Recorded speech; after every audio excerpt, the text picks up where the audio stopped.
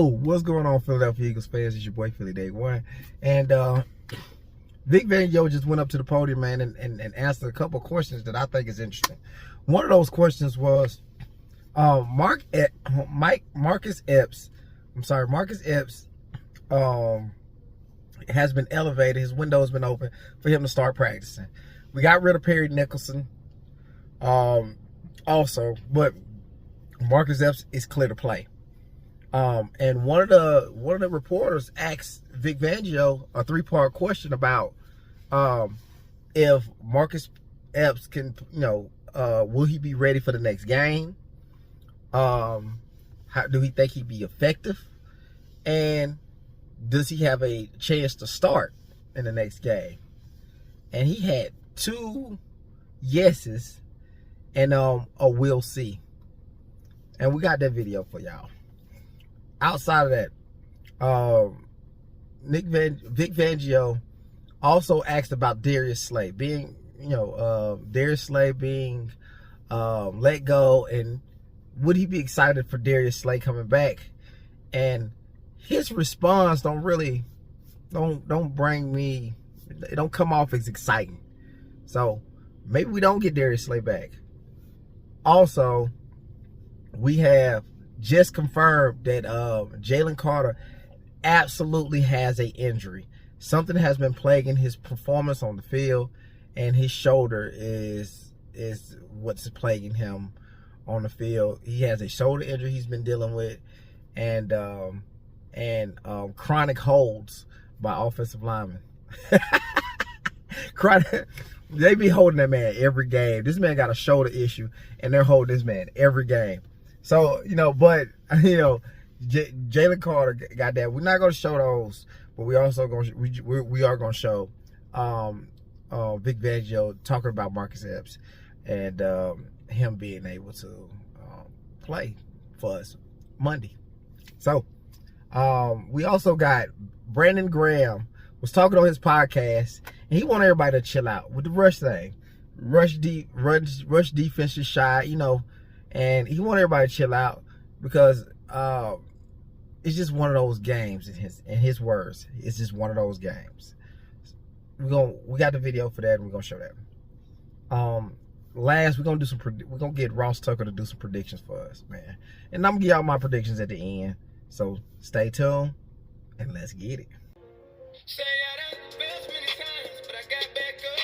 I've been drugged through the mud, like it ain't been enough. I'm still going, still going, still going, still going, still going, still going, still going, still going. And I done felt so much pain that I wanna give up, but I can't stop now, 'cause I've been through too much. I'm still going, still going, still going, still going, still going, still going, still going, still going. A three-part Marcus Epps question. You think he's going to be ready for Monday? Is he in contention to start if he is? And at one point he was your third safety. What did you like about him?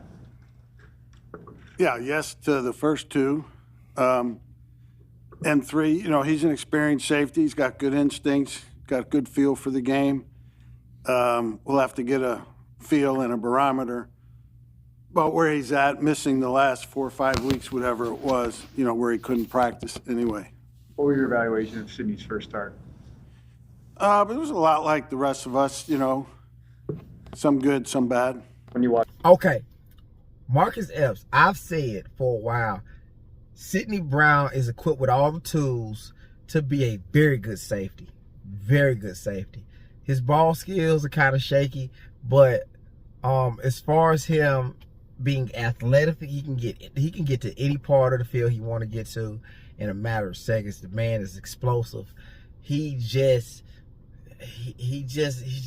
an athletic torpedo that misses tackles. I've never been one on the Sidney Brown hype.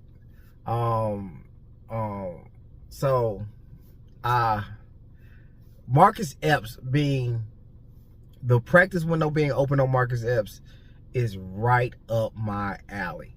Marcus Epps has played for us and then played at a high level for us. Now, for what he was drafted for, Marcus Epps, that's a high level. So I believe that he can be a better safety than Sidney Brown. That's all. Be a better safety for Sidney Brown. So, you know, Vic saying this stuff don't shock me. You know what I'm saying? Like he said that that Sidney Brown played like how we thought he played. Nothing has changed. Like nothing has changed. I don't like how he attacked the ball. He injures people upon trying to, he's knocking people off tackles, trying to get a tackle, and then most times he's missing the tackle he's trying to get. I'm so over Sidney Brown being our safety. So I'm glad that Marcus Epps can compete for this job. I have no doubt that he'll win. I have no doubt that he'll win out. Between him and Reed Blankenship, him winning out. You know what I'm saying? So we'll see. Vic Fangio actually said that he can compete for the job. So I was like, okay, well, we're on to something. Let's get to the BG thing. BG was like, yeah, chill out. You know, it's just one of those games. I'm gonna play the video for you, and then we'll talk about it. I'd just say they had a good game plan, man. They went out there, they executed, and we still had a chance to win that game. On defense, that rush, that I just look at it like that's that one game for the year. One game for the year, you like, what happened? You know, especially on our side, because we haven't been giving up that much running, and we knew that they was a run first team. We knew a lot of the things, but I look at it as Atlanta Falcons last year, same thing. Like they ran the almost same game plan when you look back at it. But I know that for us, I just chalk it up to that was our one, and can't wait to see them again. You get one. We do. Yeah. You get one. Yeah. So it's kind of hard for us to throw that out of our minds, but we do remember how we played with the Falcons last season. The reason for why we played like that with the Falcons last season was because of Bryce Huff. Bryce Huff was getting blocked by tight ends. So we knew, I think everybody knew that Bryce Huff was the reason why Atlanta was moving the ball so efficiently on us. In this game, we kind of don't know. So I don't agree with BG here. You know what I'm saying? Maybe it's a game that you want to throw away, get away with. I don't think you're supposed to do that, being that we don't know what happened.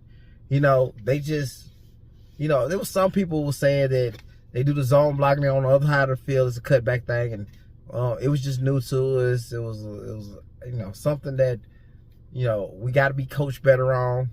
Whatever. It was just no defining thing that I can look at and be like, okay, that's what was going on.